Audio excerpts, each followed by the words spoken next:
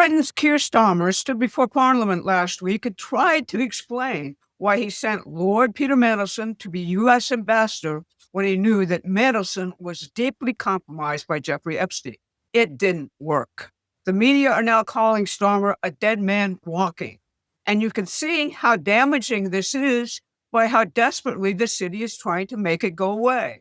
They sent out the discredited MI6 spy, Christopher Steele, to claim that the whole Epstein network was actually a Russian intelligence operation. The same Christopher Steele, who gave us the debunked Russia dossier, is now telling us that the City of London's dirty laundry is actually Putin's fault. They're running the same play they ran in 2016. But the real problem is the United States, where Donald Trump keeps adding pieces to his American system economic revolution. Trump's actions have emboldened American system fans like Warren Koss and Steve Bannon to finally enthusiastically explain it to the American people. Here's their exchange. Hang on. So I want to make sure we name this as a construct for people. So we're dancing around. It's the American system. It's what Hamilton, and I say, along with the Declaration of Independence, something that doesn't get as much play that almost should, is Hamilton's report on manufacturers. And you had, Andrew Jackson was part of that. Lincoln, as a Whig, this whole party stood for this, the American system. And I kind of say this is what Lyndon LaRoche's people also talk about. Talk to me about the American system. Why is the alternative quite different than late-stage finance capitalism that we find ourselves in this kind of cul-de-sac? Now, Bannon just named the thing that terrifies the City of London more than anything else. Not tariffs, not the Epstein files, the American system itself. The economic alternative that makes their entire globalist casino obsolete. And that's why the empire's operatives are in overdrive right now. Christopher Steele didn't crawl out from under his rock to spin Epstein as a Russian spy because things are going real well for the City of London. I'm Barbara Boyd, and I've been in the fight between the American system and the globalist system now for over 40 years. And I'm happy to tell you that at this point, for the first time, the American system is coming out on top. Today, I'm going to first show you how the Epstein disclosures reveal how the globalist financial system was rigged.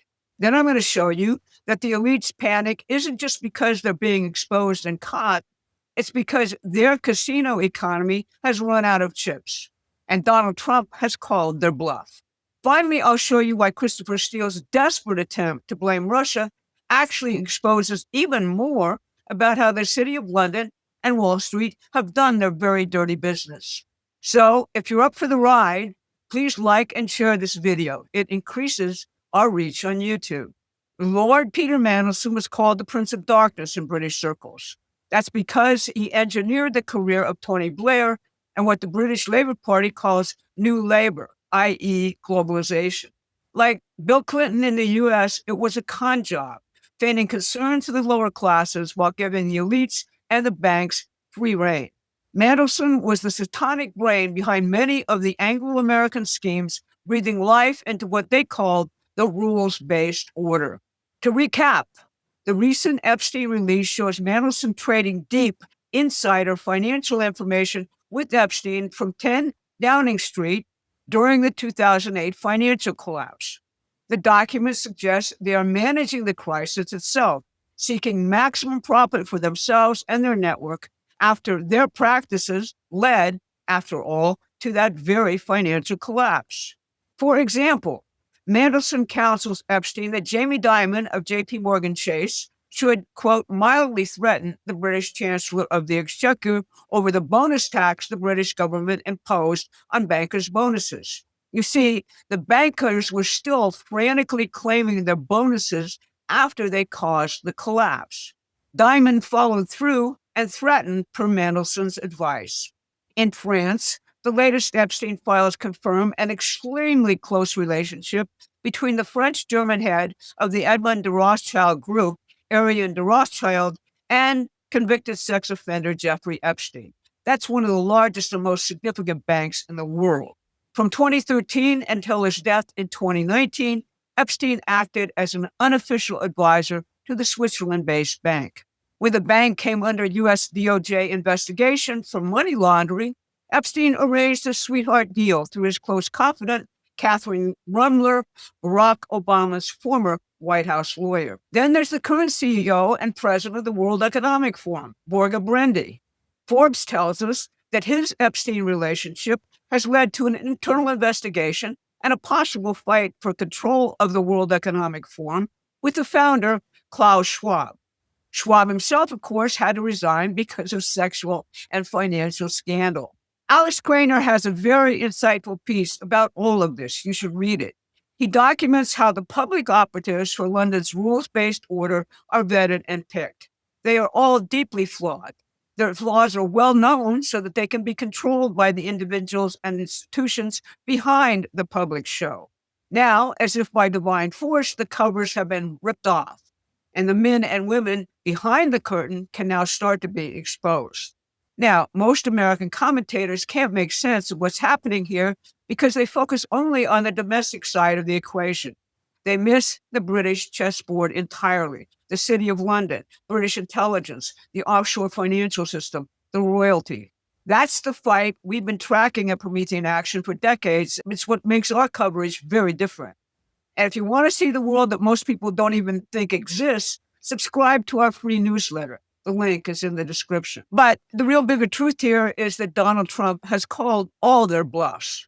Before Orrin Koss went on Bannon to be cross-examined about Trump's American system of economics, he wrote an article in the New York Times calling out Wall Street and the City of London for the financialization schemes and crimes through which they have looted our economy.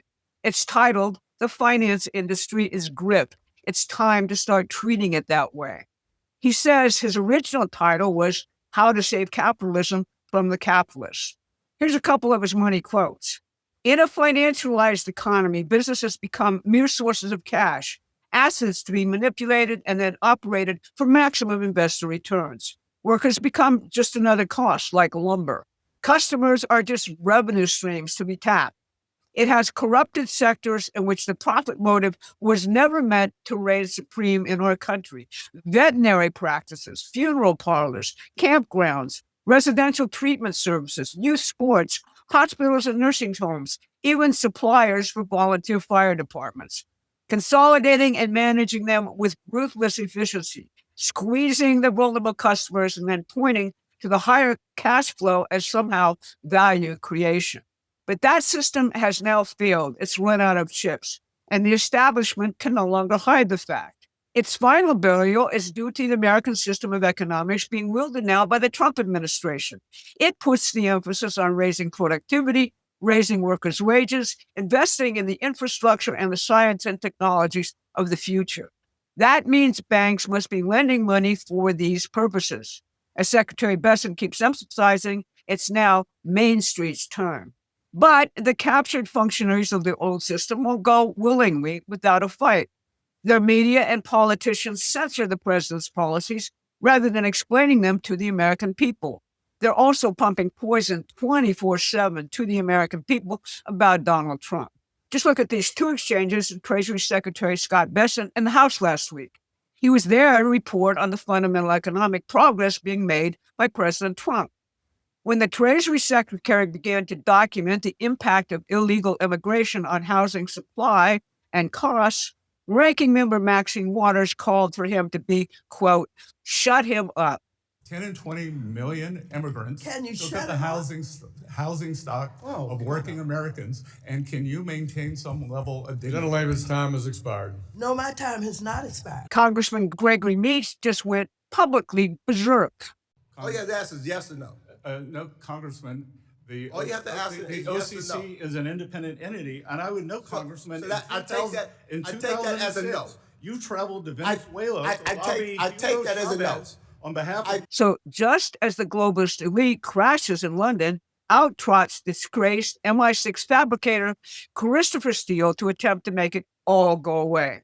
Steele, you may remember, is the author of the fake dirty dossier on Donald Trump, which was the founding document of the Russiagate coup d'etat in the United States. Steele, in an interview with the London Times, tells us in no uncertain terms that Epstein was the ultimate Putin super spy, running incredibly sophisticated honey traps in which the world's best and brightest were somehow all captured by Russian organized crime. If you didn't follow the ins and outs of Russiagate, you might think these lies are all new. They're not. They were part and parcel of lies about Donald Trump concocted in the 2016 to 2018 operation, which involved the CIA, MI6, and much of the American establishment. Steele's lies cover up the real scandal, which all comes back to the City of London and current British and American political operatives. When the Soviet Union disbanded, Russia was looted to the bone by oligarchs functioning under the control of the City of London bankers. Jacob Rothschild, for example, was the controller of the oligarch Mikhail Khodorkovsky, and that's all documented. Russian organized crime provided huge chunks of the looted revenue flow into the City of London banking center, as well as the New York Fed. Many believe that without it, the City of London bankers would not have survived the 90s. When Putin came to power, he ended much of that. But the dirty money flows from Russian organized crime continued into London's bank and offshore havens.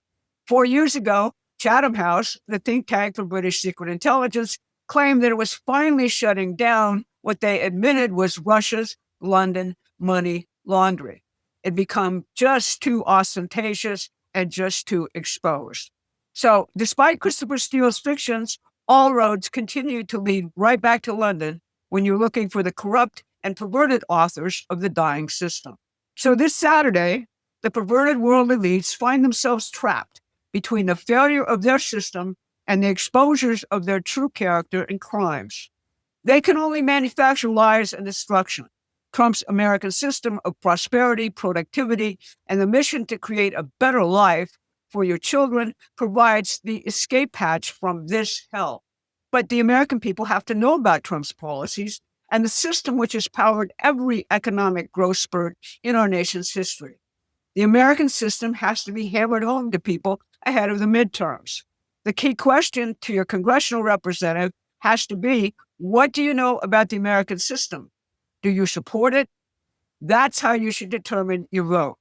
That educational mission is what Promethean Action has adopted as our most urgent task. You can support us by subscribing to our newsletter and joining our community. The link is in the description. Thanks so much for listening. Please take a moment and subscribe to our free newsletter at prometheanaction.com.